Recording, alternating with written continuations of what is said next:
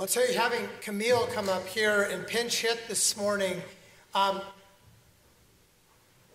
Sunday school directors, superintendents, whatever you want to call them, they are like gold. I love Camille.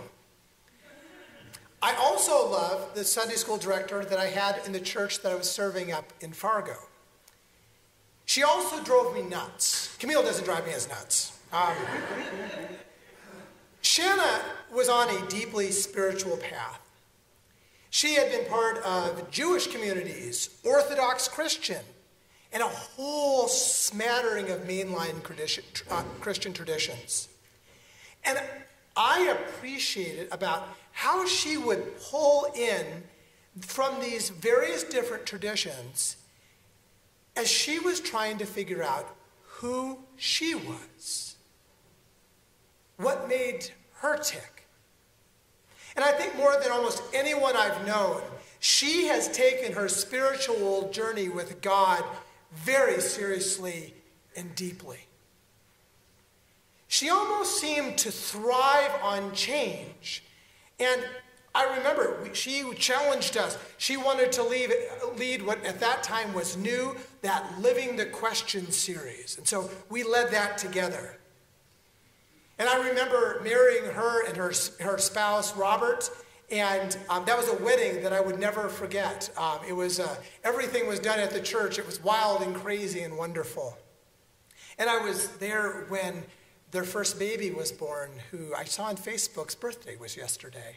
But when their first baby was born, and she was born a couple months too early, and how she and Robert would take shifts sitting by that big incubator box for weeks at the hospital with Lauren.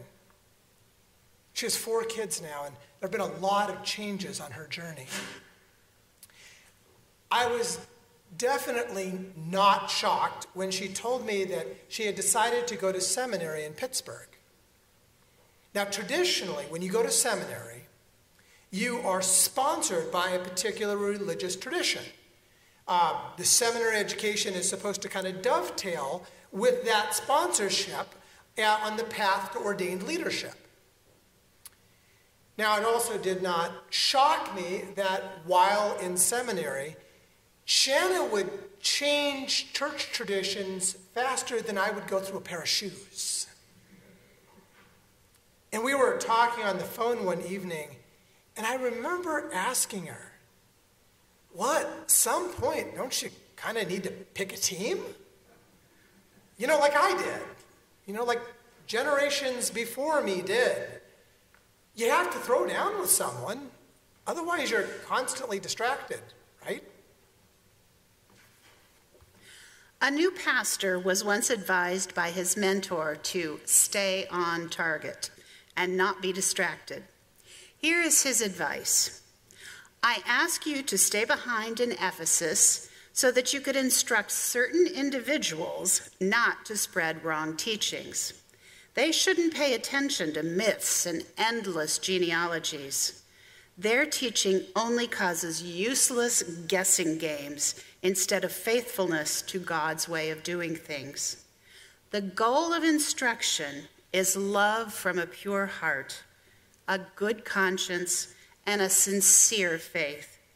Because they missed this goal, some people have been distracted by talk that doesn't mean anything."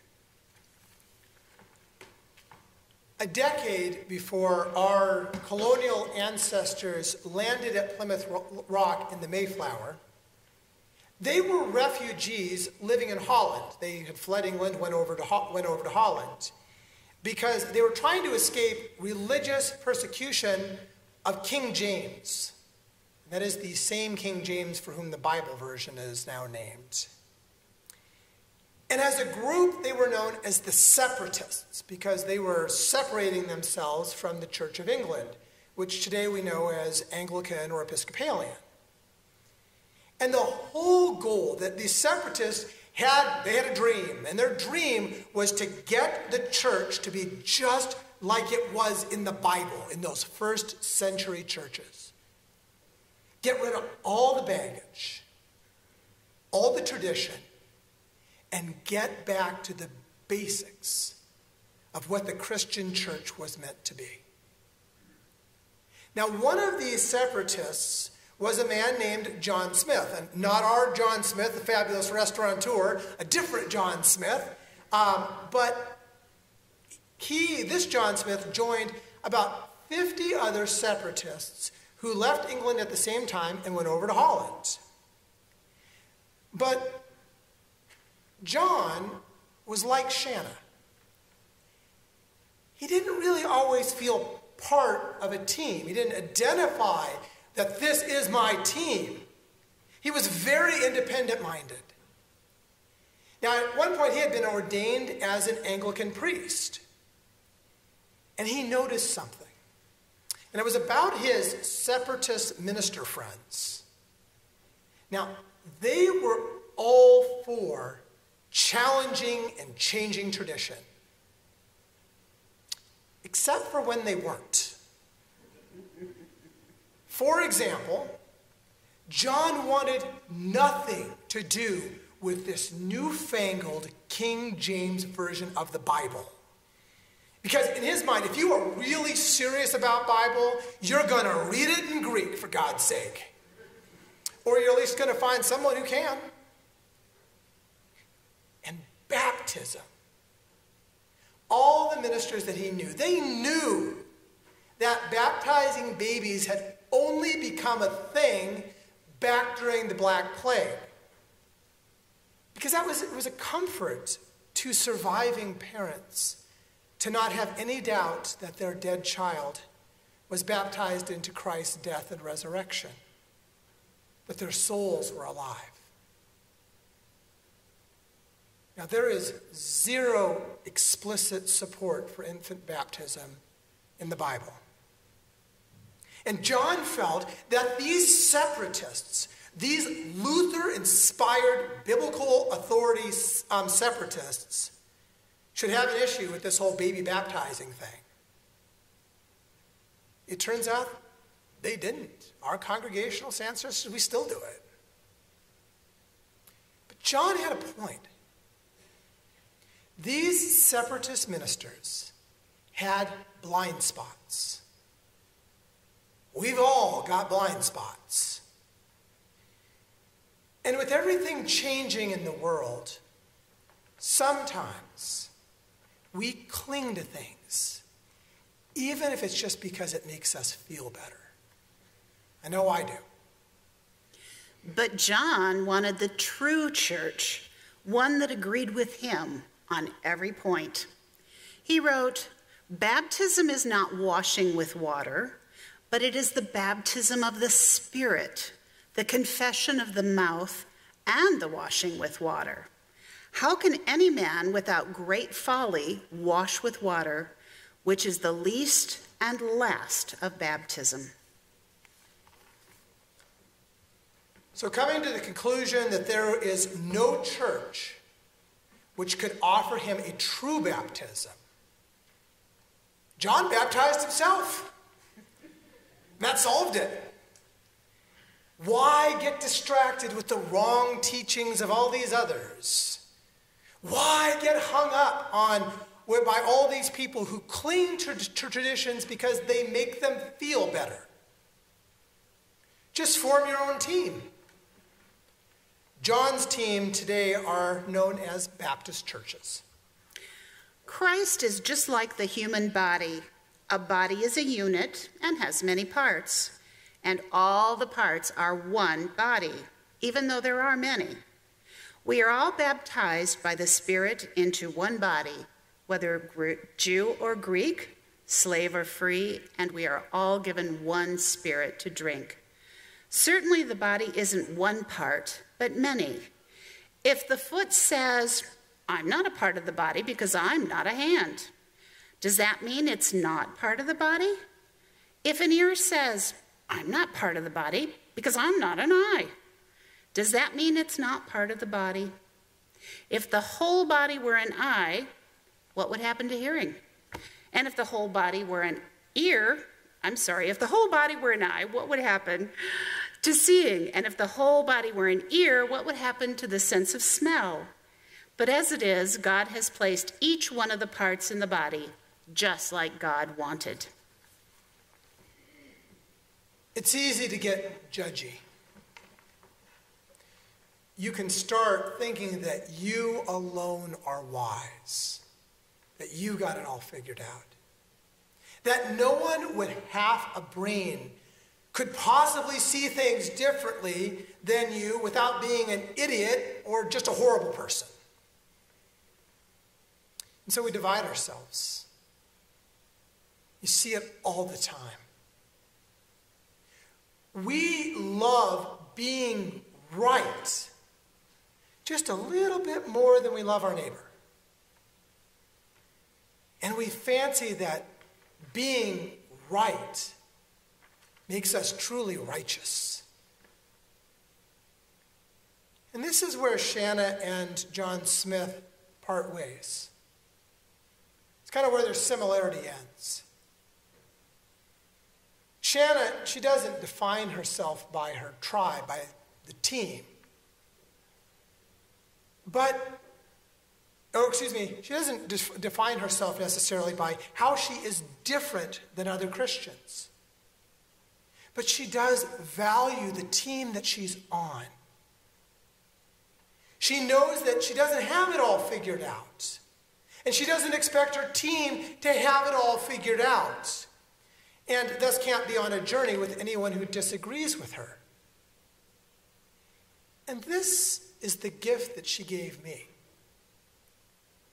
It's that witness that we don't have to agree. She is trying to the best of her ability to answer the question that Jesus once asked Peter. He asked him, who do you say that I am? And Peter tried to give the team response. He tried saying, well, this is what I've heard from others. Some say this Jesus, and others say that. Jesus says, no. Who do you say that I am? And Peter gave his answer. You are the Messiah, my Lord. Shanna is trying to find her answers. Why does she follow this Jesus?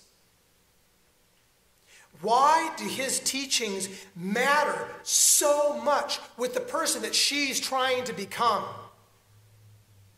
The truth is that for both Shanna and John Smyth, their answers have changed over the course of time.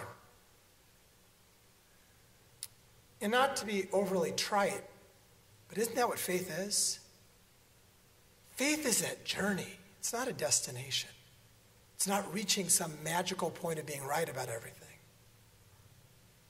And all that any of us can really do, honestly, is to share that journey with another person. To set our judgment aside of another person's path and honor them with the same kind of love, the same respect that you want to have in this life. I encourage you to live as people worthy of the call you received from God. Conduct yourselves with humility, gentleness, and patience. Accept each other with love and make an effort to preserve the unity of the Spirit with the peace that ties you together. You are one body and one Spirit, just as God also called you in one hope.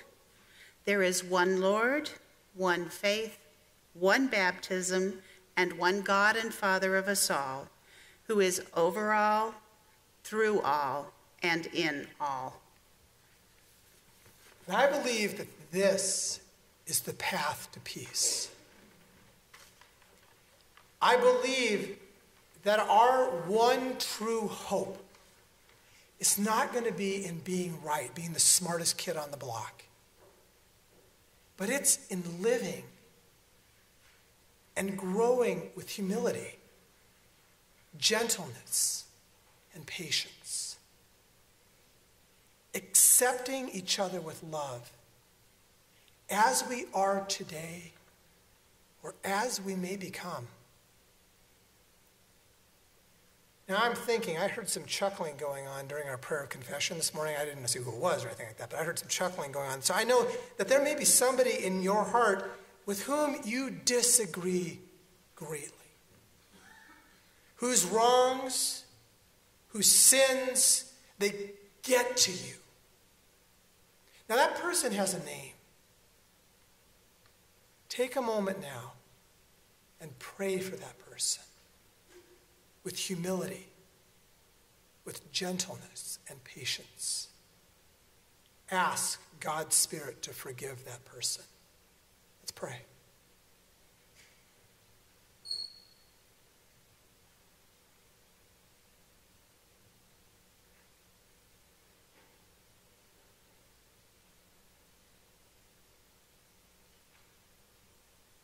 Now let us rise together to pray in song. Help us accept each other, which is number 388 in our hymnal. Please rise.